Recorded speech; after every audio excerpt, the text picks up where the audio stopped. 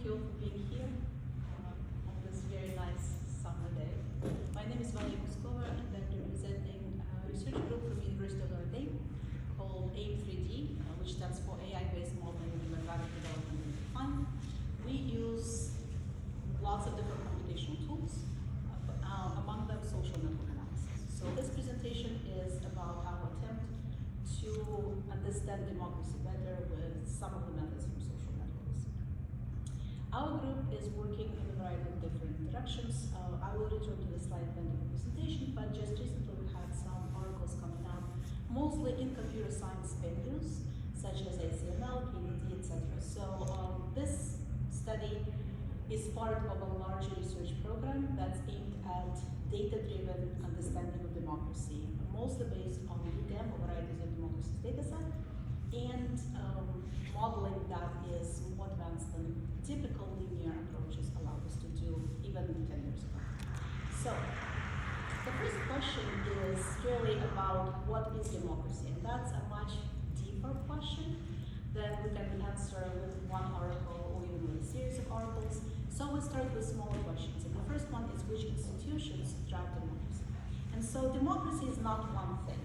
I'm not a democracy scholar, I'm a methods person, so to me democracy used to be just this amorphous cloud of something. And typically when you think about democracy, if somebody asked me what democracy is a few years ago, they just said elections.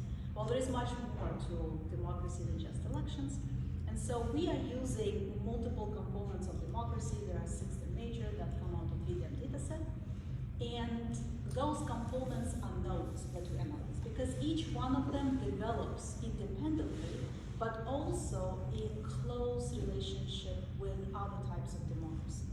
And the relationship between those nodes is not straightforward, so they do represent a network of institutions that we can study using social network analysis. They do go through the process of co-evolution as one democratic component changes. There could be a cascade of changes to others, or there could not be, depending on how strong our democratic institutions are, or what could be the nodes that stop the propagation of negative changes and promote the propagation of positive changes in democratic development. And so the network question here is, which components are most consequential to changes in democracy? Can we identify them using the democratic development data? VDEM goes back to 1700s. We're using data from 1900 for all the countries that we had available. And so we look at how democratic institutions form this directed weighted time-varying network. So the classic node ranking SMA methodology is somewhat limited, even though obviously we did start with things like centralities, but we very quickly moved on to other approaches. So speaking of centralities, there are obviously two approaches to ranking nodes. And the static centralities do give us some information. Some nodes do show up as important, but that's the less interesting component of the question. The second component, and that's the work of our colleagues from early 2010s, about the controllability of the network. So controllability as a term is something that allows us to understand how changes in one node can get us to a specific target within a limited time frame. We use this approach because this is exactly what we study. We study how democratic networks change, but there is one limitation of the study by Barabashi and Pasquale and some others, is that it assumes linear time-invariant dynamics. So from time to time, there is this beta coefficient that changes in a linear fashion, and so we have to build those linear functions. Democracy development is not linear. And moreover, it's time-varying, it's not time-invariant.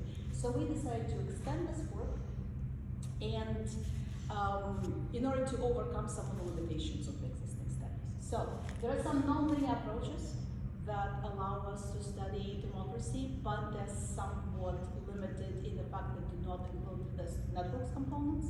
They do not treat data as network data, even though it is.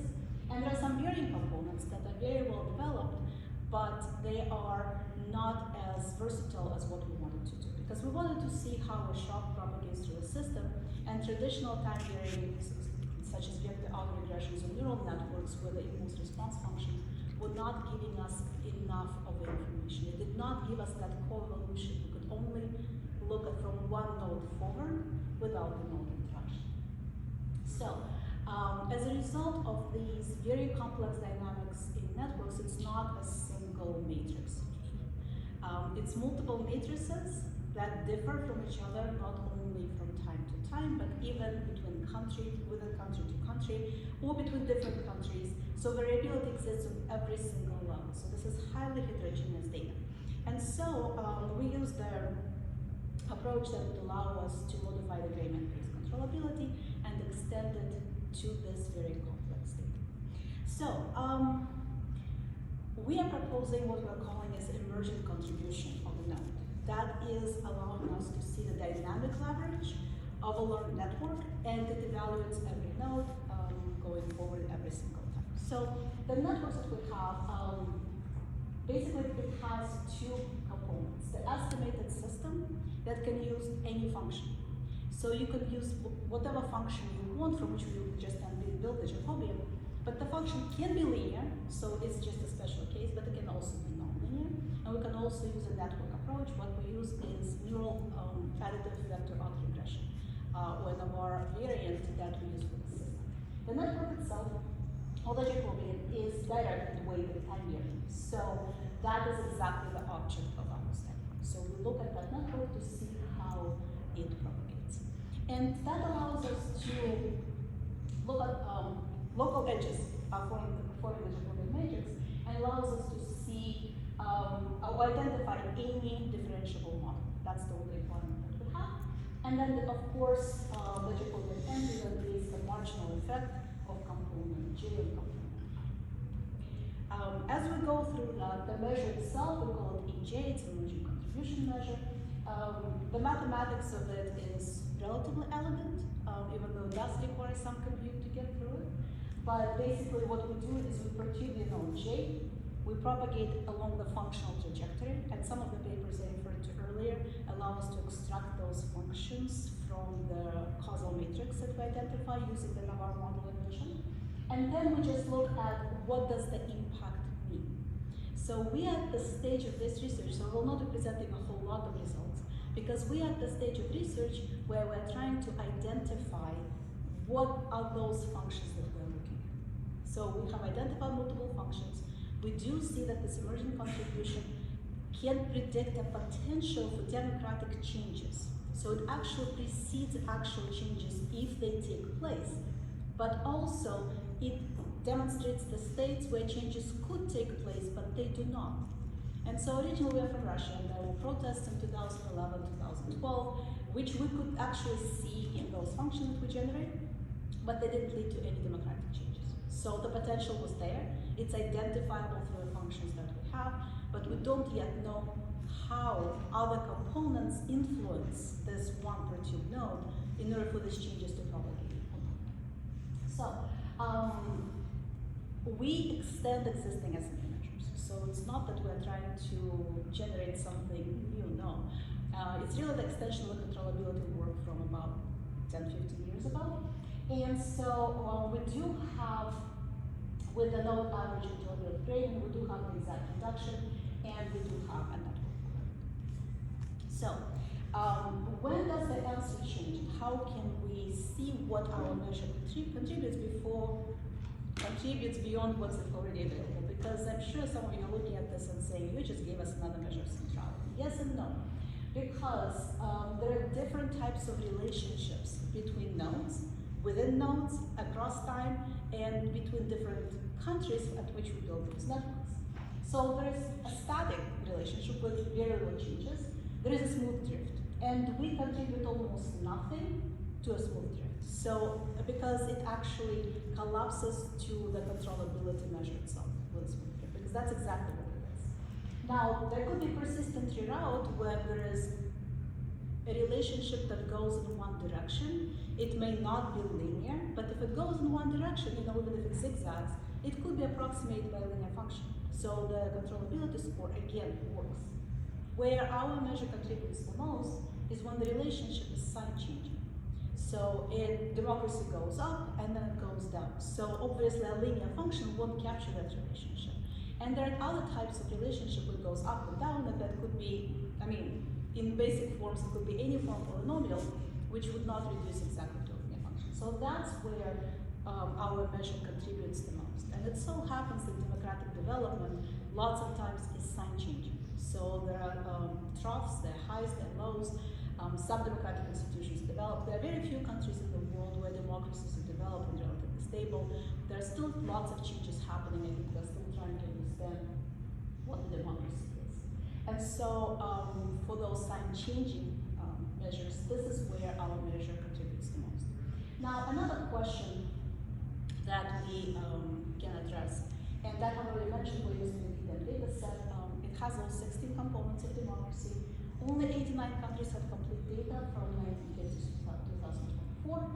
And so the model, as I mentioned, is neural vector regression, but you could use any function building models. And we have very heterogeneous data. Within country variance is very, very low.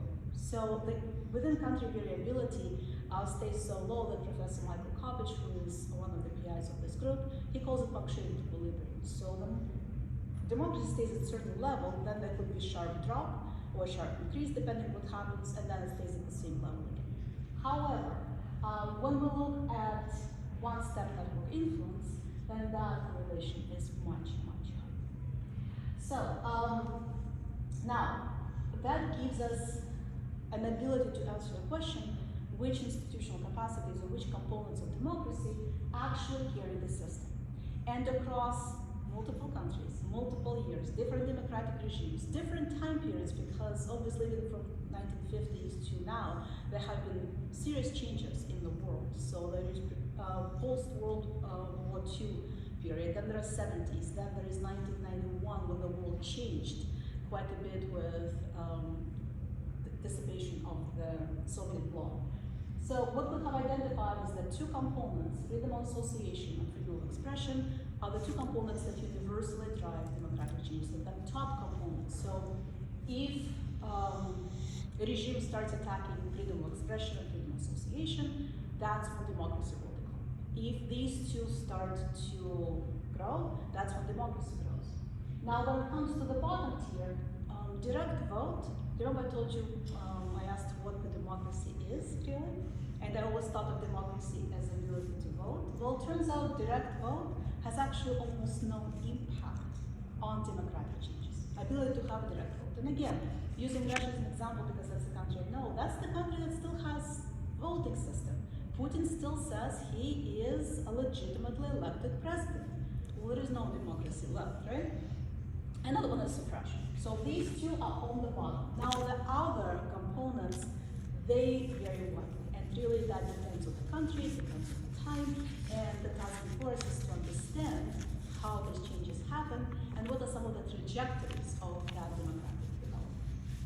Having said that, another question I wanted to ask is, well, is this measure, even though it is a part of our work of democracy, is this measure applicable to any other data sets, or is it just very specific social science, very limited data? Well, it turns out that there are a couple of areas where it could be used. Macrofinance actually gave us even better results in terms of our measures performance than the written data.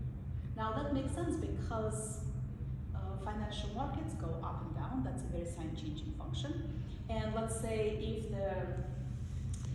the world is tightly integrated, so let's say NASDAQ goes down, then other stock exchanges might also go down. So that disturbance perturbates through the network. So we found that microfinance actually performs much better. Now, it does with the persistent reroute especially. So when one market starts going down, that cascade effect gets picked up very, very quickly and can be predicted very, very well. Now, democracy is our application. Now, we also look at economic development, air quality, realized volatility systems, and we realized that in these systems, there is almost no impact. Now, these systems are also very stable, and they can be predicted by existing measures. So, there are some applications outside of social sciences, specifically macrofinance, so it's not just the study of democracy. What I'm showing on the graph actually is the departure from the static controllability, which is the measure that we started measuring ourselves against. So there are three takeaways for network analysis specifically.